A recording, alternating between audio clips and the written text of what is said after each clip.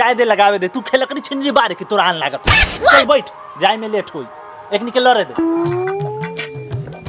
आ कहा दनी नहीं खे जाए के तई के पैसे कौरे से न कमजोर बानी लेकिन प्यारवा कितना करी ले तोरा ऐसन प्यार पर ना अपना लइकवा से छेड़वा दे। अब तू जेबू तो जा लेकिन तोरा हमरा क्रिया बा तोरा मांगे से नूर के क्रिया बा अगर तू आज चल जेबू त आज रात के हम मर जाए आ तू भोरे भोरे विधवा हो जेबू। हां ए चलबू त चला रोड पर टेम्पू लगल बानी रास्ता में आरो पैसेंजर उठावे के बा।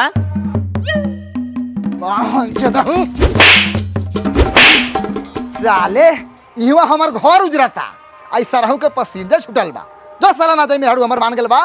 ए चला केने टेबल लगे बड़ा हम बिदवे रहम।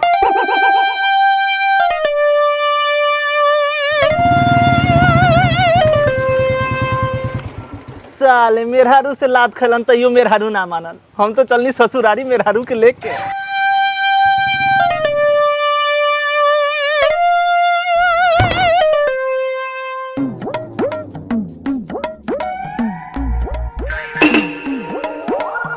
टिकन बाबू आइसक्रीम खेबो? ए सर आइसक्रीम खाए के तो मन बहुत बा लेकिन पैसे नहीं है। अरे आवा हम तोरा खियाइले।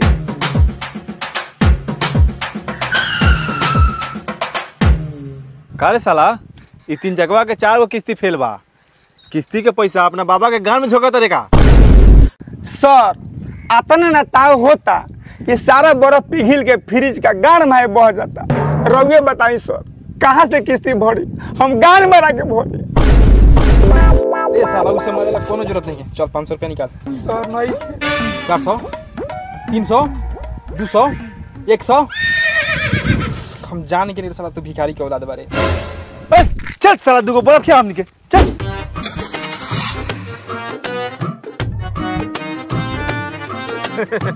का टिंगन बाबू आइसक्रीम खा के कलेजा ठंडाएल बहुत मजा आयल और जो हम घाम में बैठ के आइसक्रीम चूसे के मजा बानू दुनिया के कोनो काम में नहीं खे।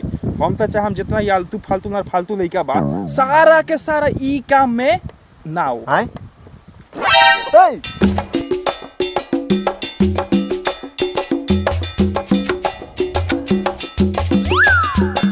करे BRGO 65676 तोर 7 महीना से गाड़ी के किस्ती फेल बा। हां ऐसे कैसे 6 महीना तो हमर शादीए के भेल 7 महीना के किस्ती कैसे फेल हो गए? कारे चंपावा तोहर बाप गाड़ी किस्ती पे देले हो कारे वो 1 महीना पहले से गीज के। ए सुनी ना जादे हमरा बाबूजी के बारे में लुबुर लुबुर ना बोली ना तो मार थप्पड़ के मुंह फोड़ दे। उधर जिया जी शादी से 1 महीना पहले आके गाड़ी कसवा के खूब गीजत रह आ हमरो के बैठा के साहमगंज बाजार घुमावत रह वो होटल में। उतर पत्नी ये देवता रघु उतरी गरिया पर से ये 7 महीना किस्ती के पैसा होई वही आए मैं गाड़ी ले जाए उतरी।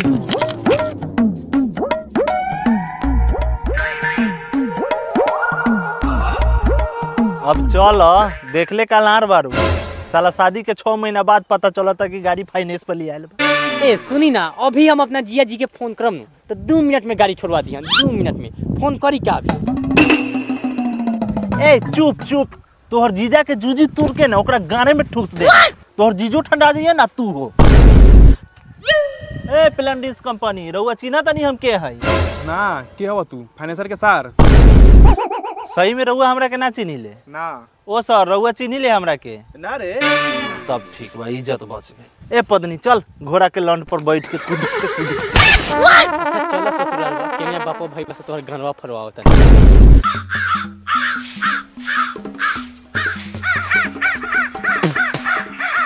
सर फेन सरवा मुरी पर काक बोले बा लगता कि कोनो कुटुंब घरे आके बैठी का आवे वाला बाना आगे नी फिर सरवा बेगर लगन के सहनाई बाजी आ गए। दामाद जी रउआ गोरे गोरे आ गड़िया ससुर जी गोर लागिले गरिया हम अपना ससुर जी के गोरिया में कोच के आवत हनी। है कथि लुबुर लुबुर बोलीले बाबूजी एतै न हथिन। चुपचाप रह पद्म न तो मारत मारत तोहर देख खराब कर। बउआ जी रउआ खिसियाल काहे ला बानी हम रउआ बाप दाखिल न बानी चली घर में नाश्ता पानी करी। ए लार पपा दो तोहर नाश्ता हमर गाय लेकिन बाप के रउआ लोगन तो मिल के देनी धोखा हमरा के बना देनी बोका। अभी बोका बोबी आई जब ले दहेजुआ गाड़ी वापस ना आई ई चूतर रउआ दूरा पर से कहीं ना जाए। ठीक बा मेहमान रउआ ये विचार बा तो दुआरा पर बैठी चल बेटी मुर्गा भात बनल बा चल। हम आज हमार दिने खराब बा। गाड़ियों हाथ से गेल आ यहाँ मुर्गो भात हाथ से जाता, लेकिन चैन से तो साले लोगन के खाए ना देम। हमरो बानी दोगला बाप के तेगला औलाद। अरे भाई भैया हो ना देख सर वो जीजा लगा दीदी। अरे साला खाली हाथ आयल हो आ मिठाई चल तो जीजा के हम वाला पिज्जा खिया हो जा।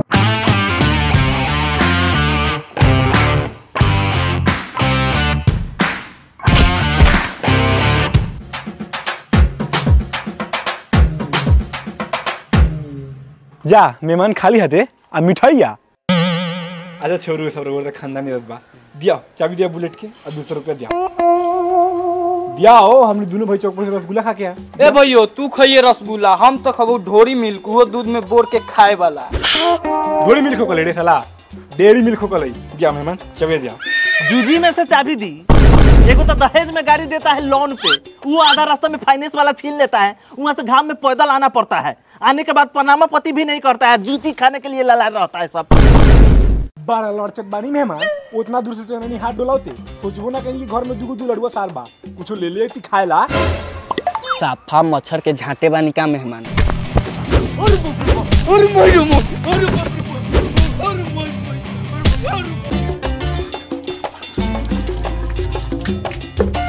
एगो तो दोगला दामाद आके दूरा पर बैठल बा, एगो ई कॉल बता चालू होई के नामे नहीं चले।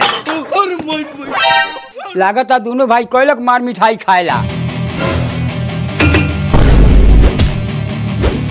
अरे मेहमान जी ये ठीक नहीं जाओ, छोड़ दी हमरा बेटा के, ना तो नीमन से बेजार हो जाई। ए ससुर जी, ई दुलड़ुआ सर के हमारा थोड़ी रनी है, सरवा के सर्विसिंग करत है, ये सरवा ढेर आवाज करत लगे। रे सरवा जीजा, अगर तोरा गार में दम हो नु तो ई सर्विसिंग एक बार और के दिखाओ।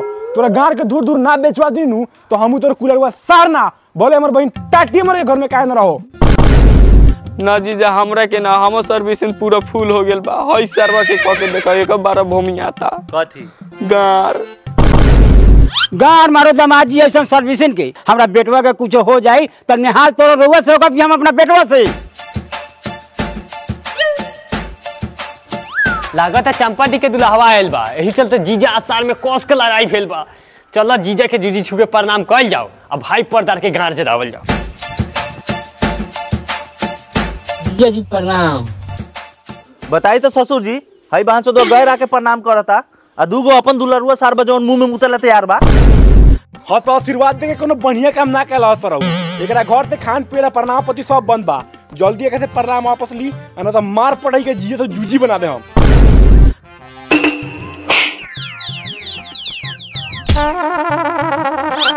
वो सार अब हो गेला ना खुश। मेहमान आज पहुंचावे के हो कि अपने से चल जाए। चल जाएम, ई बात रहुआ के हम पहले ही कह देले बानी, जबले हमरा गाड़ी ना मिली तोले 1 इंची हमर गाड़ी यहाँ से ना हिली।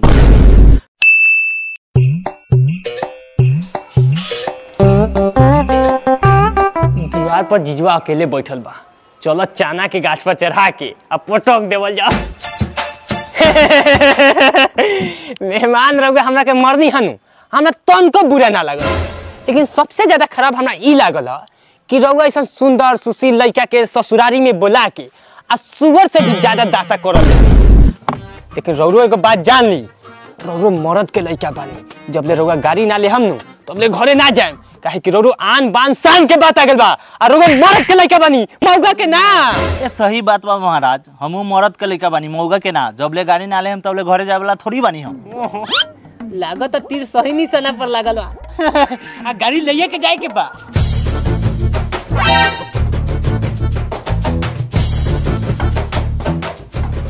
बाबूजी ओ बाबूजी देखना सरवा सुखला के फिर मेहमान के चढ़ावता है।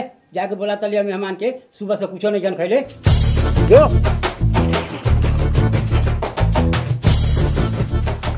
ए जीजा जी लगा के चलो, बाबूजी बुलावता रहन, सुबेरे से कुछ नाश्ता नहीं कैले। खाना हम तो पानी तहात तक ले ना पी, हम जबले गाड़ी ना मिली हमरा। है मेहमान ना खान त गांठ चेर के मर ना जाए तो गरिया के ले जाई तोहर बाबू। बुलाई बुलाई। अच्छा ठीक बा, हेने आवा।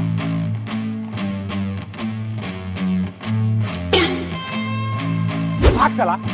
अरे बाप रे बाप, बहन चोदो के बेटा अपना द्वारा कुतवा दोकार, अब हमरा द्वार पर रात फाड़ दे। अरे ठीक बा, अगर रउआ लोगन के इतना ही खियावे के मन बा तो सुनले बानी रउआ लोगन के गांव के पानी पूरी बड़ा फेमस बा। 10-20 गो मंगा दिया, उहे चाप ले हम। और मेहमान मुंह से चापम कि गांड से? बस इतने बार का फरमाइशी 2 मिनट में गेनी या 1 मिनट में आई नहीं। चल भैया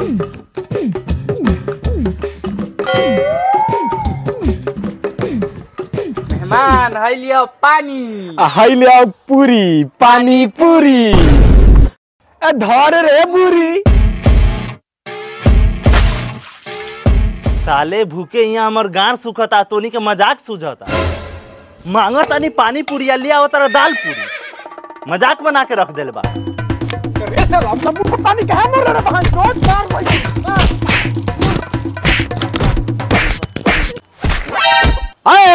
मार के मुआ दे सरवा के बेटा के गाली ला